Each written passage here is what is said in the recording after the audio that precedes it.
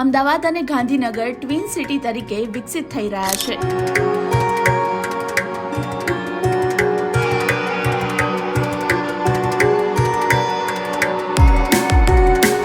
મહાનગરોને જોડવાનું કામ ફક્ત રેલવે જ નહીં, મેટ્રો પણ કરી રહી છે.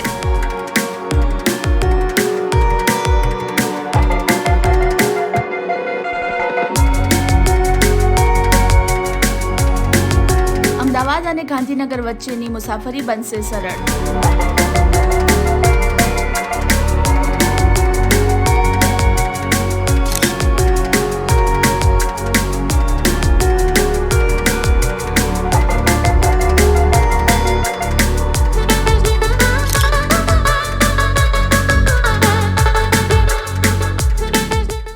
મુંબઈ હોય, દિલ્હી હોય કે પછી અમદાવાદ, મહાનગરોને જોડવાનું કામ રેલવે જ નહીં પણ મેટ્રો પણ કરી રહી છે. અને હવે આ યાદીમાં ગાંધીનગરનો પણ સમાવેશ થઈ રહ્યો છે. અમદાવાદથી ગાંધીનગરને જોડતી મેટ્રો ટ્રેનની આજથી શરૂઆત થઈ ગઈ છે. ગુજરાત સરકાર દ્વારા આ મેટ્રો ટ્રેનની સેવા આજથી શરૂ કરવામાં આવી છે.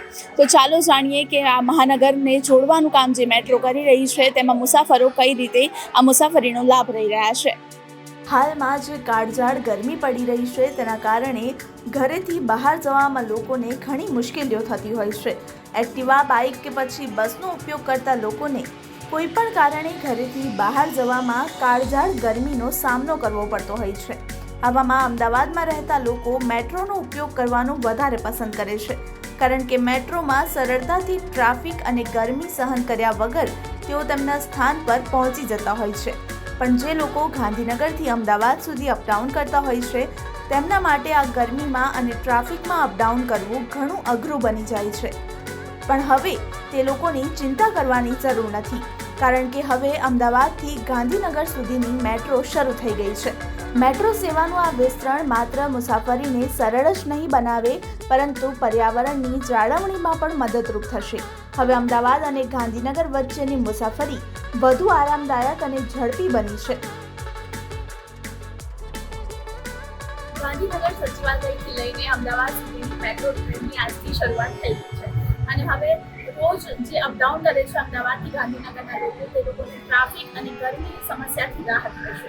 આ મુસાફરો હવે એસીમાં, મેટ્રોમાં બેસીને જ અમદાવાદથી ગાંધીનગર મુસાફરી કરી શકશે, જે ગાંધીનગરના સેક્ટર 1થી લઈને મોટેરા સ્ટેડિયમ સુધી જશે. આ ટ્રેનમાં આપણે મુસાફરો સાથે વાતચીત કરીશું કે તેઓ કહી રહ્યા છે આ મુસાફરીથી તેમનો કેટલો સમય બચશે અને ગરમી અને ટ્રાફિકથી પણ રાહત મળશે. મેટ્રો એટલે એકદમ બેસ્ટ. આપણે અંદર થઈ છે આવી સુવિધા મોબાઈલના ભાવમાં એટલે અમને તો બહુ મજા આવે. બહારથી ગરમી કરતા એકદમ બેસ્ટ, બહુ આનંદ મળશે.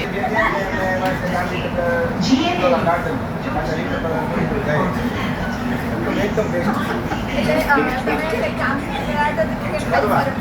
ફરવા માટે મેટ્રોનો સ્પેશિયલ લાભ લેવા જાય. મારું નામ મોદી વનિતાબેન છે. તમે કયા સ્ટેશનથી મુસાફરી કરો છો અને કયા સ્ટેશન જવાનું છે? હું રાયસણથી બેઠી છું અને વિજયનગર મેટ્રો સ્ટેશન જવાની છું. આજથી ગાંધીનગર અને અમદાવાદ વચ્ચેની જે મેટ્રો ટ્રેનની શરૂઆત થઈ ગઈ છે. આમ મોટા ભાગે છે ને બહાર ગરમીમાં જઈએ તો ગરમીની સમસ્યા થાય, ટ્રાફિક નડે. આ મેટ્રોમાં તમને કઈ રીતની સુવિધા મળે છે અને કેટલું સારું લાગે છે? મેટ્રોમાં એક તો સિનિયર સિટીઝન માટે તો બહુ સરસ છે. અમારાથી વધારે એજવાળા હોય એમના માટે બહુ સરસ સગવડ છે, કારણ કે એમાં સ્ટેપ નથી, લિફ્ટની સગવડ છે, પછી અહીંયા એસી છે એટલે ગરમી બી નથી લાગતી, એટલે બહુ સારું છે. અત્યારે છે ને જો ગાંધીનગર અને અમદાવાદ એ બંને ટ્વિન સિટી તરીકે વિકસિત થઈ રહ્યું છે અને એમાં આ એક નવી સુવિધા આપણને મળી છે મેટ્રોની, તો આ કેટલી સારી કહી શકાય?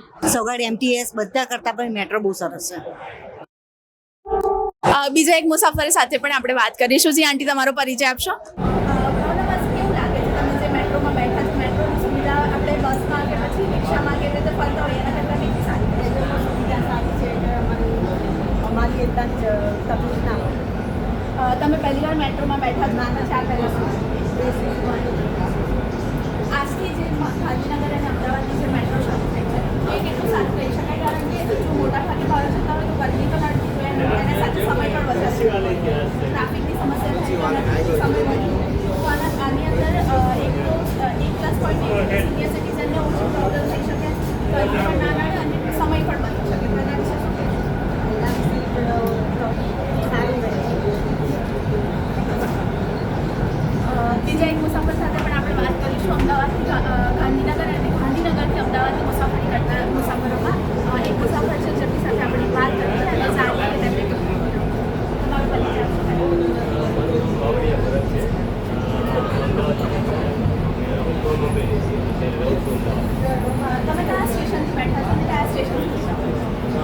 સિટીથી બેસું છું અને ગુજરાત યુનિવર્સિટી જઈ રહ્યો છું. મોટા ભાગે આપણે બહાર મુસાફરી કરતા હોઈએ એના કરતાં ગરમી પહેલાં તો આપણે એસીમાં મેટ્રોમાં બેસીને મુસાફરી કરીએ છીએ. હા, એ તો સરસ જ છે. દ્રશ્ય જોઈને સારું છે અને ટ્રાફિકની સમસ્યાથી પણ BRTS વધે છે. ગુજરાત મેટ્રો રેલ લિમિટેડે અમદાવાદ અને ગાંધીનગરના મુસાફરોને ધ્યાનમાં રાખીને મહત્વપૂર્ણ નિર્ણય લીધો છે, જેમાં મેટ્રો ટ્રેન સેવાને મોટેરા સ્ટેડિયમથી ગાંધીનગરના સચિવાલય સુધી લંબાવવામાં આવી છે. આ સાથે જ આ રૂટ પર મુસાફરીને વધુ સુવિધાજનક બનાવવા માટે 7 નવા આધુનિક સ્ટેશનો ઉમેરવામાં આવ્યા છે. અમદાવાદથી ગાંધીનગર સચિવાલય સુધીની મેટ્રોની સેવા મળવાની છે, ત્યારે આ સુવિધાનો પ્રારંભ એટલે રવિવારથી 27 એપ્રિલ 2025થી થઈ ગયો છે, જેમાં અમદાવાદના મોટેરાથી સચિવાલય અને ગિફ્ટ સિટી સ્ટેશન સુધી જવા આવવા માટે દિવસભરમાં કુલ 26 ટ્રેનની ટ્રીપ રહેશે. આવા જ વિડીયોઝ માટે જોડાયેલા રહો મુંબઈ સમાચારના ડિજિટલ પ્લેટફોર્મ સાથે. આભાર.